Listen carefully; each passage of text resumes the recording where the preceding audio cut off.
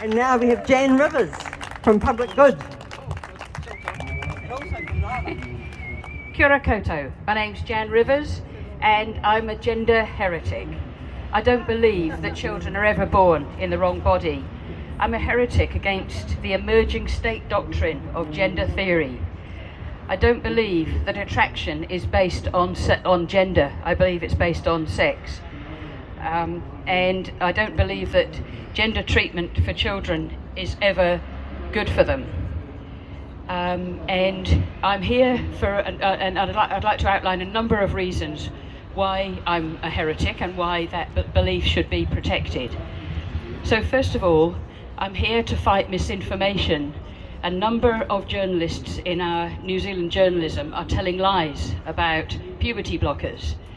So I'm calling out Rachel Thomas, Mark Dulder, Hayden Donnell, Jane Fair, Russell Brown and many others who fail to make even the slightest investigation into what's happening overseas. We've never had what's happening overseas with gender medicine for children covered in New Zealand in a way that is transparent and honest. The only things that have happened have been that private individuals have had op-eds, so there are very few journalists covering this at the moment. The second reason is reasons of freedom of belief. Our Bill of Rights provides for freedom of belief. How can I, as a lesbian, support young lesbian women unless I acknowledge that I don't believe that there is an actual state of being transgender? I believe some people want to live in a way that's atypical for their gender, and I support them in that belief and in the way that they want to live their lives. But to develop an entire belief system of validation that affects everyone and binds them into a belief system is entirely wrong. We need to defend New Zealand's secular and pluralistic aspects of our democracy.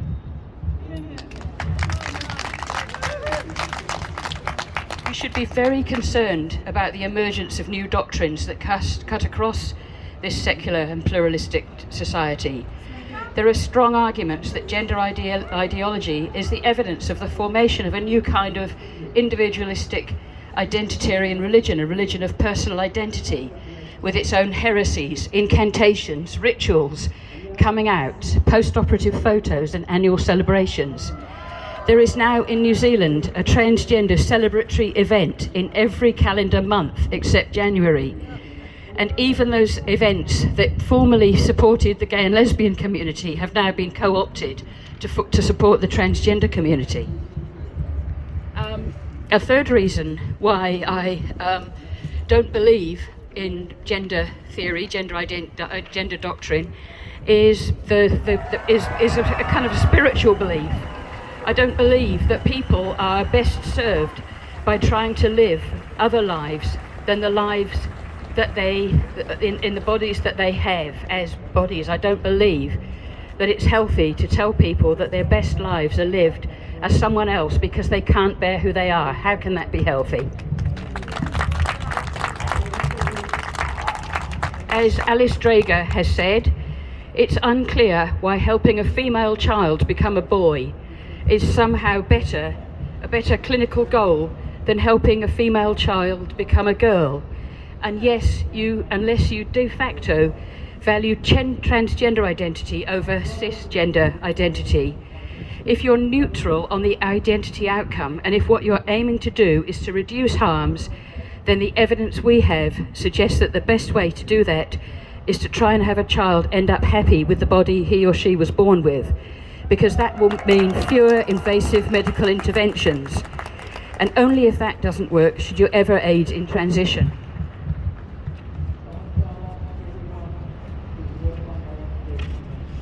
And as for non-binary people, as Joanna Williams has said in an article in 2020, for the overwhelming majority, declaring yourselves to be neither male nor female is to deny biological reality.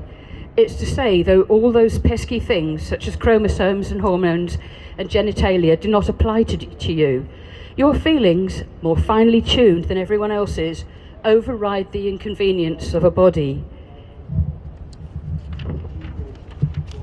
But New Zealand is in thrall to gender ideology.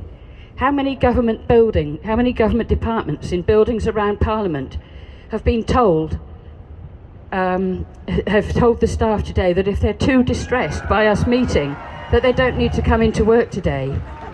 In every government department, people are using preferred pronouns without any consideration about whether this conflicts with their ability to provide free and frank advice,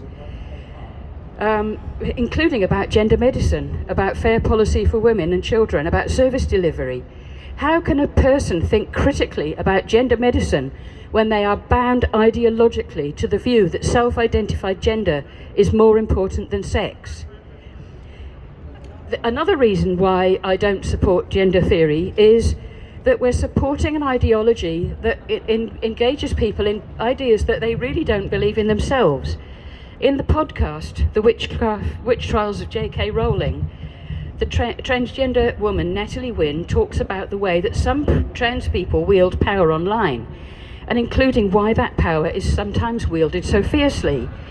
Wynn said, a lot of extremely online trans people really don't have a strong sense of conviction of their own identity. That's why they need constant external evaluation to prop them up. They need to constantly be told that they are valid, that they are the gender that they say they are. And if anyone even obliquely threatens or suggests their fragile self-concept, they lash out.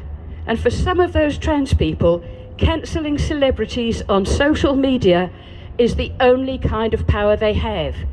This is the people who have celebrations every month and who are supported by the entirety of corporate New Zealand and the government.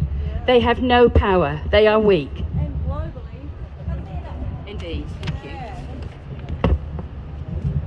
you. Because the quality of transgender research is appalling. Transgender research in New Zealand starts from the preface that there is an identian worldview. It's carried out by transgender people themselves, and it's done from the perspective of the newly emerging field of transgender epistemology. Counting ourselves has multiple reasons why people detransition. It doesn't call it detransitioning, it calls it retransitioning. But it says, and it will begin to be reported on soon, it asks for the reasons why people might detransition or change their mind about transitioning. All of the reasons bar one relate to external features, external pressure, lack of parental support, difficulty finding a job, or what the authors will no doubt call transphobia. But living, because living as trans is simply too difficult. In contrast, the actual research on detransitioners by academics like Van den Busch and Littman have a remarkable similarity in the reasons that they collect for detransition. People say, I came to realise that transition wasn't helping. I grew to understand that my distress about my body had other causes. We've got poor quality research. Another reason is my lived experience. I might be old, but surely my lived experience counts for something. As a child, I was a girl who hated accepting the socially imposed constraints of being female. At puberty, I hated the changes as a young adult. My same-sex attraction felt shameful and embarrassing. All these things made me wish being male was an option. I've heard that young women's explanations for being non-binary or transgender, and when I listen to them, none of them hold water, none of them go beyond the feelings that I had as a young woman. I can say that with absolute certainty. Transgender, another reason is faulty logic. Transgender activists say, if you feel like a woman, you are one. This is a category error. The word woman is already taken. It means something. It means sex and biology. It doesn't mean preferences or personality or behaviour. Finally, I'd like to speak about my main reason for wanting to oppose gender theory and the idea that there is a doctrine that we must follow. It's what young women in New Zealand have said about their detransition. 3 young women I've met who were previously identifying as male, and 2 of them have said to me that they lacked strong role models of gender non-conforming adults. They lacked an identifiable community to belong to. One young detransitioner said this on her video diary: "I effectively went from being a little girl to a teenage boy pretty much overnight. It was the first 10 weeks of high school. It just blows my mind, actually, that I was allowed to do this. And I was endorsed to do this by medical professionals. They were the ones who put this into my mind." And she was actually persuaded, asked at a psychotherapy, a counselling session, whether she thought she might be transgender. It sounded very exotic to her. They were the ones who put this in my mind, told me it was possible and supported me. They never gave me enough pushback to say there are other issues. They knew I was going through therapy, and I was very open about the fact that I'd been the victim of domestic violence and abuse by men. They knew I had trauma, and having seen men being abusive towards women in my life and to me and my family. They knew I had issues. I was self-harming. I was depressed. I had so many issues, and instead of trying to figure out what those issues were, they just slapped this label of trans on me and sent me off on my way to transition. Looking back, I do think that was abusive in a way, to send a child, a literal child. I was 13 years old. I was barely a teenager. I had this idea put in my mind, and I don't blame myself. I did blame myself at first, at the start of my detransition. I felt stupid. I felt like I did this to myself, but now I don't. And I've heard a lot of stories of other detransitioned women like me who felt that they were pressured by medical professionals to continue down the road. But it was the fault of the system at the moment that we have trans kids. I was experiencing gender dysphoria, but it wasn't because I was trans. It was because I felt safer in a male body, and I was vulnerable and hurting. That's why I'm in this fight. Thank you very much. Well done. And now I'd like to hand over